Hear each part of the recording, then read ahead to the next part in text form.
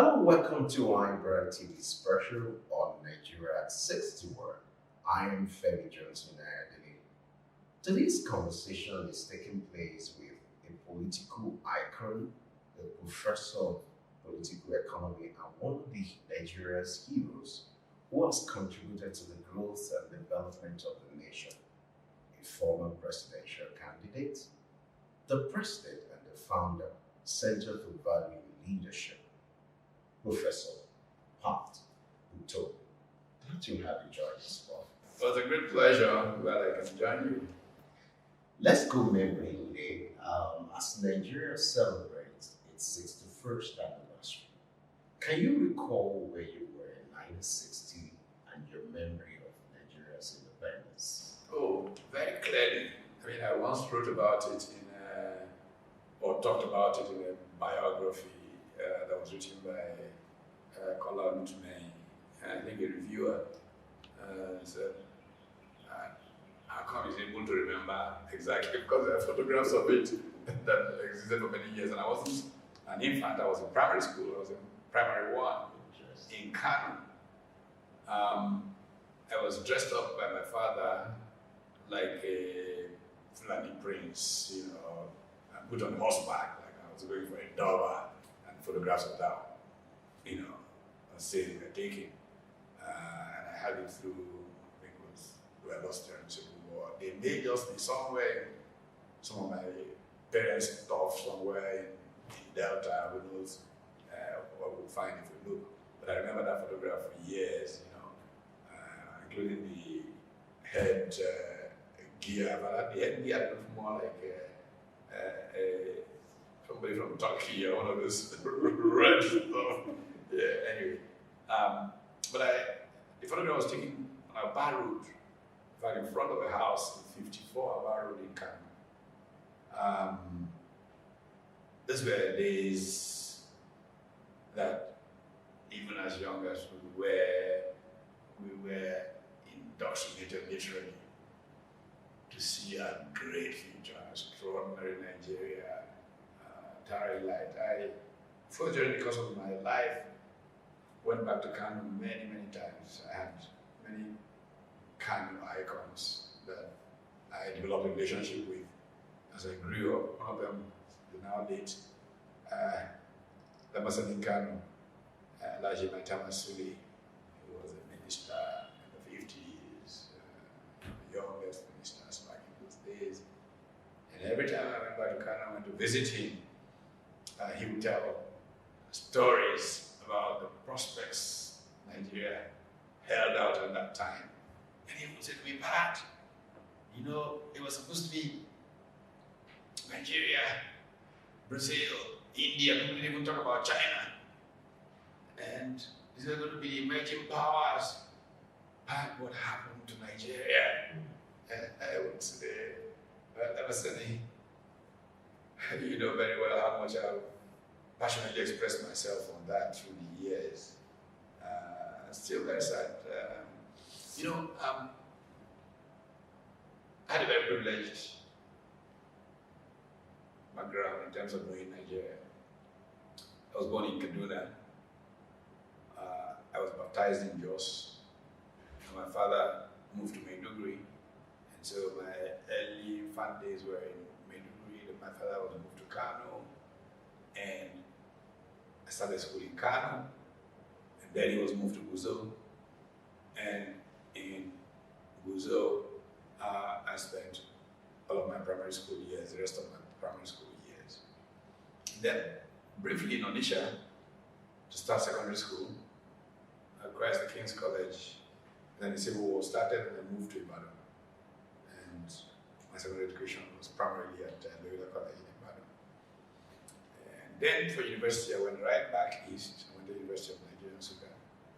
There are not going to be many Nigerians who have that kind of very deeply broad Nigerian background. I got to know Nigeria when Nigeria produced like crazy. When starting from Ikeja Industrial Estate in Lagos, Aba and Transamadi in Port Harcourt took off furiously. Kakuri took off in Kano, in Kaduna, and Bombay in Kano. And I was full of great expectations for the future of Nigeria. And then I went off to grad school in America. And I left the United States, and the very day my PhD thesis was accepted in 1982. I made a personal covenant with my creator as I was about to set out from the US to return. I said, look, I'm going to be very critical about anything I find wrong in my country. But I'm never going to criticize anything and do nothing about it. I'm not just going to talk about anything, everything. Well, I'm not so sure in retrospect that it was a very good compact, because it had made my life such a stretch. And when I first returned to Nigeria, one of the first things I experienced social problems like widowhood. And somebody died, very successful, upper middle class fellow. And I watched his wife, 1982, go from this being madam in a 7-bedroom house to being homeless. I mean, brothers took away everything, this, that. And I said, no, this is wrong. And I wrote an opinion piece about it. I think it was in Concord back in those days. And it was titled The Agony of a Nigerian Widow. And I began to think and say, okay, now that I've said something about this, what can I do about it? And back then, when those things were not very common, instead of the centers for poor widows, that is still active till today. It's affected hundreds, if not thousands of widows over the last 40 years or so. Then of course, I was fortunate to have a multidisciplinary background with degrees in about 4 or 5 different disciplines. So combining all these, if you will, opportunities of education, I tried to engage in a number of things. Okay, how do you make progress as a country? Now, what is democracy? It's rational public conversation. We're not getting rational public conversation in Nigeria. So I said, how can I make a difference there? I created a program called Particles Gang.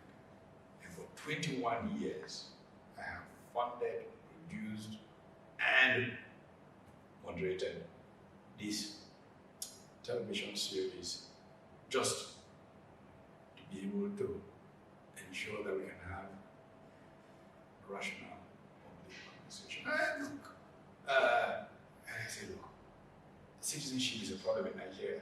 Nigerians should be participatory. They should be talk about it. And because of it, I become involved in public life. I run for public office. So it's been just one after the other of trying to leave my part. But I have very sadly, very sadly, come to see that citizenship is still in decline in Nigeria. We don't have too many Nigerians. There's more a focus on power than purpose. That most people can understand me and why I do what I do. I mean, they generally think, oh, this guy, everybody who is in public life is a hustler, And we encourage it, if somebody says to you, oh, I've just lost my job, maybe I can now go into politics. The politics is what people don't have anything to go into. And you do something really totally out of character. You say, politics now. Once you can say politics, it explains being subhuman in your behavior. And we've given politics a bad name. And so I almost feel a desperate need for something to be done to recover politics, to recover democracy, because Nigeria is not a democracy. I think we can talk what nonsense we like, it's not a democracy. Elections are coups by other means. Why are they afraid of electronic transmission? Because they don't believe in the vote of people. They want to be able to abuse. The first thing they will say to you when you say you want to run for office is, have you budgeted money to bribe the police? Have you budgeted money to bribe the army? Have you budgeted money to bribe INEC? You wonder, excuse me, what does this have to do with people expressing their will? So you see that we are in trouble. And this collapse of culture is the reason why Nigeria is prostrate. The economy, everything is, look at the insecurity around the place. I think we can pull back. I mean, the good news is that there are countries that have come from this bad and recovered themselves. And I'm hoping somehow that Nigerians feel or recognize a duty to try and reinvent their country, to renew the country. If not, really the question is, why should we still have a country? If having a country means this kind of misery. I mean, we're the poverty capital of the world. In absolute numbers, there are more absolutely poor people in this country than in India, that has 7 times our population. I think that we should really, as an elite, be asking ourselves, why are we able to walk with our face up? I mean, we should be walking with our, sorry, because that's what we've done. We've really made our nation prostrate. The worst new one is our president goes to the United Nations and is asking about debt forgiveness. Okay. And debt cancellation. Like,